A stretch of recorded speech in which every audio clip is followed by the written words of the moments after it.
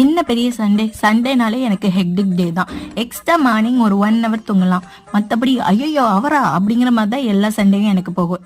இந்த சண்டே என்ன சமைக்கணுங்கிறத ஒரு 2 நாளுக்கு முன்னாடியே நமக்கு மெனு கொடுத்துருவாங்க. அப்படிதான் நாட்டுக்கோழி பிரியாணி தான் வேணும், அதுவும் சீரக சம்பா ரைஸில் செஞ்சு தம்மா அப்படின்னு கேட்டாங்க. சரி ஓகே அப்படின்னு சொல்லிட்டு அதை செஞ்சு சிக்கன் 65 பண்ணிவிட்டு தயிர் வெங்காயம் கூட நாட்டுக்கோழி சோப்பு எல்லாமே ரெடி பண்ணி வச்சுட்டேன். அதுக்கப்புறம் இந்த வாரத்துக்கு தேவையான எல்லாத்தையும் இன்றைக்கி தான் நம்ம பண்ணணும்.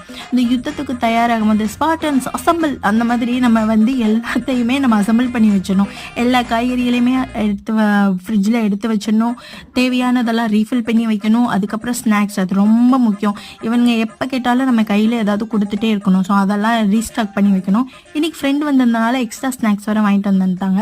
ஸோ அதை ஒழிச்சு வைக்கலான்னு இணந்த என்ன கிடைக்கிறது. ஸோ எல்லாத்தையும் தூக்கி ஃப்ரிட்ஜில் ஸ்டாக்கப் பண்ணிவிட்டு மேலே பார்த்தா மணி 4. அதுக்கப்புறம் டீயை போட்டுட்டு குடிச்சிட்டு உட்காந்துருக்கேன். இந்த வீடியோ பிடிச்சிருந்தா லைக் பண்ணுங்கள். அடுத்த வீடியோவில் பார்க்கலாம்.